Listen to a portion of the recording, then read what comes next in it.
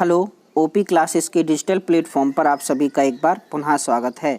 आज हम लोगों को पढ़ने हैं 25 अगस्त 2020 के मोस्ट एक्सपेक्टेड करंट अफेयर्स। तो चलिए शुरू करते हैं और देखते हैं पहला प्रश्न है, हाल ही में नुआखाई जोहार उत्सव मनाया गया है। निम्न में से किस राज्य में यह उत्सव मुख्य रूप से मनाया जाता है? तो हाल ही में ओडिशा, छत्तीसगढ़ तथा अन्य पड़ोसी राज्यों में नुआखाई जोहार उत्सव मनाया गया है। इस मौके पर पीएम मोदी ने इन सभी राज्यों को बधाई दी है। मौसमी फसल का स्वागत करने के लिए इस त्योहार को मनाते हैं। नुआखाई दो शब्दों का संयोजन है जिसका अर्थ होता है नया खाना। ओडिशा में संबलपुर जिले में एक देवी हैं संबलेश्वरी देवी का मंदिर। वहां पर नई फसल की पहली उपज उन्हें अर्पित करके इस त्योहार का शुभारंभ किया जाता है। धान की नई बालियों से तस्मई यानी खीर बनाकर अपने इष्ट देव को अर्पित की जाती है। फिर पुनः पूरे परिवार के साथ इस खीर को खाकर त्योहार को संपूर्ण किया जाता है। चलिए देखते हैं हमारा आज का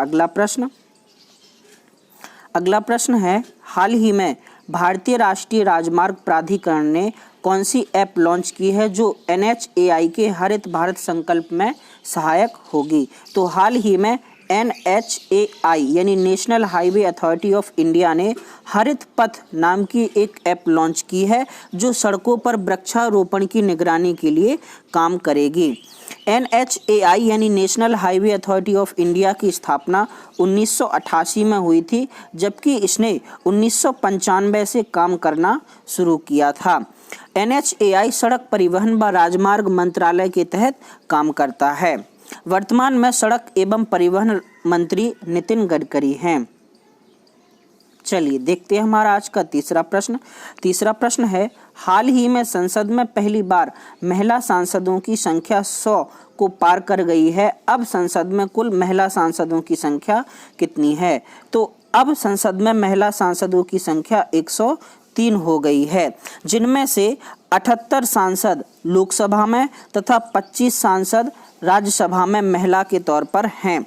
बात की जाए प्रतिशत में तो 14.36% नेतृत्व लोकसभा में महिलाओं का है, जबकि राज्यसभा में 10% से अधिक नेतृत्व महिलाओं का है, जबकि मंत्रिमंडल में 5.8% महिलाएं हैं। बात की जाए अगर भारत की पहली महिला सांसद की, तो वर्ष 1938 में भारत की पहली महिला सांसद बनी थी राधाबाई सुब्बारायन। चलिए देखते हैं हमारा आज का चौथा प्रश्न है, हाल ही में ASEAN Bharat network think tank की कौन सी गोलमेज बैठक संपन्न हुई है? तो हाल ही में ASEAN India network of think tank की 6वीं गोलमेज बैठक संपन्न हुई है। भारत ने कोविड-19 की समस्या के मामले को इस बैठक में बहुत बड़े तौर पर उठाया था। इस बैठक का आयोजन 20 अगस्त को किया गया था तथा इसमें भारत की तरफ से विदेश मंत्री S जयशंकर शामिल हुए थे। बात की जाए अगर आसियान की, तो इसको बोलते हैं association of south east Asian nation. ASEAN के बारे में हमने आपको बहुत अच्छे से एक क्लास में पढ़ाया है, जिसके लिए आप ऊपर आई बटन पर क्लिक करके उस क्लास को देख सकते हैं। आसियान की स्थापना 8 अगस्त 1967 को हुई थी तथा इसका मुख्यालय जकार्ता में है। आसियान का आदर्श वाक्य है one vision, one identity, one community तथा आसियान में शामिल देशों में हैं Thailand, Vietnam, Cambodia, Laos, Philippines, Singapore, Brunei, Myanmar तथा मलेशिया।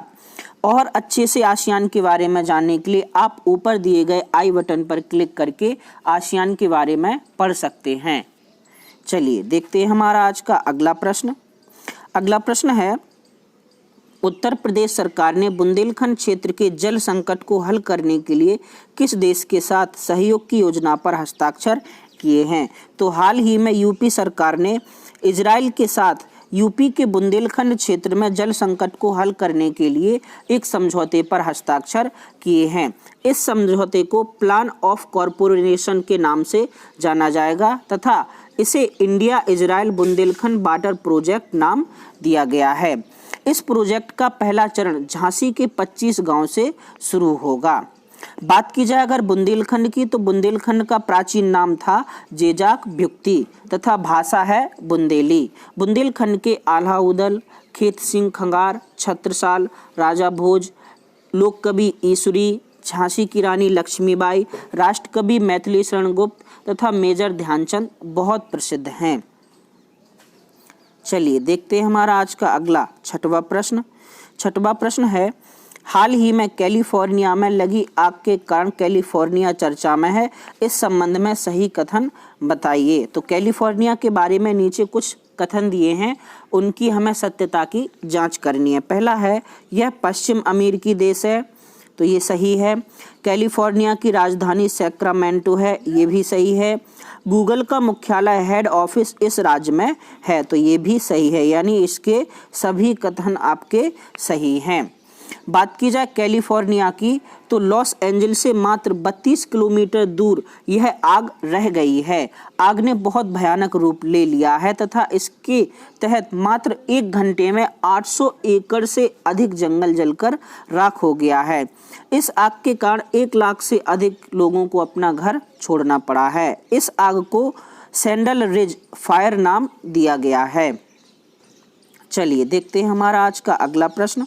अगला प्रश्न है, हाल ही में किस देश ने काला सागर में 320 अरब क्यूबिक मीटर प्राकृतिक गैस भंडार की खोज की है? तो हाल ही में तुर्की ने काले सागर में प्राकृतिक गैस का भंडार खोज निकाला है, जो कि 320 अरब क्यूबिक मीटर की क्षमता रखता है। हालांकि यह 2023 में शुरू किया जाएगा। यह भंडार समुद्र तल से 21,000 मीटर नीचे स्थित है तथा इस बात की जानकारी तुर्की के राष्ट्रपति रेसेप तैयप एर्दोगन ने दी। चलिए देखते हैं हमारा आज का अगला 8वां प्रश्न। 8वां प्रश्न है, किस राज्य सरकार ने जनजातीय बच्चों को उनकी मातृभाषा में पढ़ाने के लिए नमथ बसई कार्यक्रम चलाया है?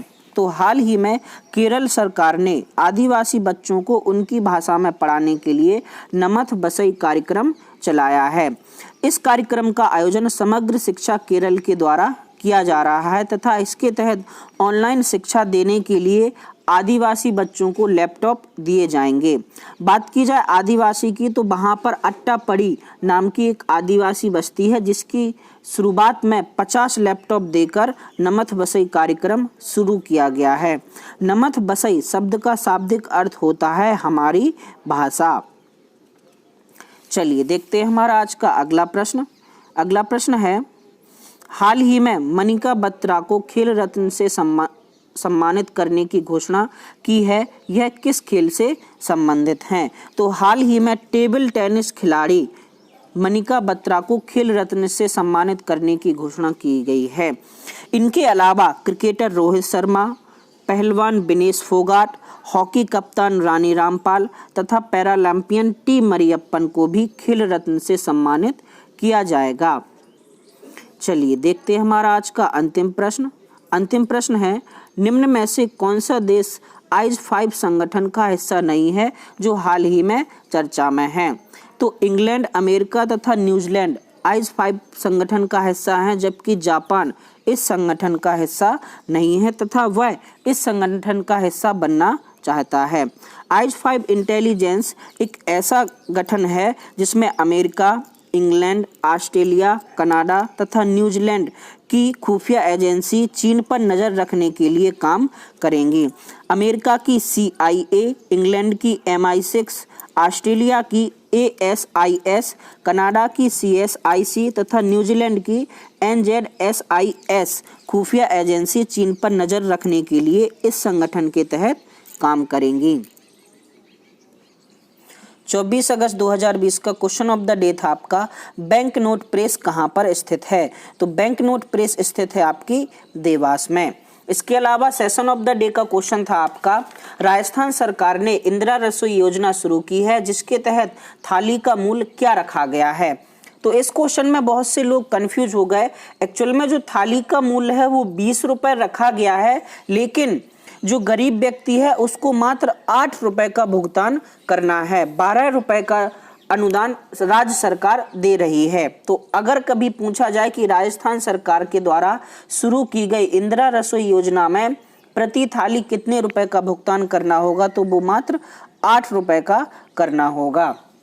बहुत से लोगों ने सही उत्तर दिया है। सही उत्तर देने वालों में शामिल हैं ज्योति, विजय, सोनाली, मानवेंद्र, अमित, गोलू तथा ब्रजेंद्र। सभी को बहुत बहुत बधाई।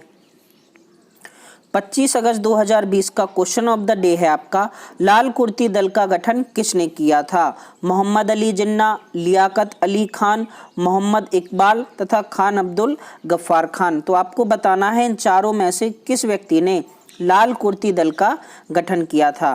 तो ये था आपका क्वेश्चन ऑफ द डे। अब सेशन ऑफ द डे में से क्वेश्चन पूछते हैं।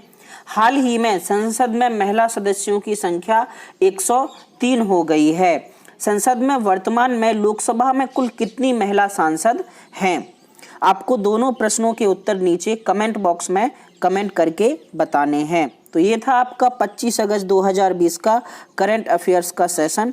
आज के लिए इतना ही। धन्यवाद।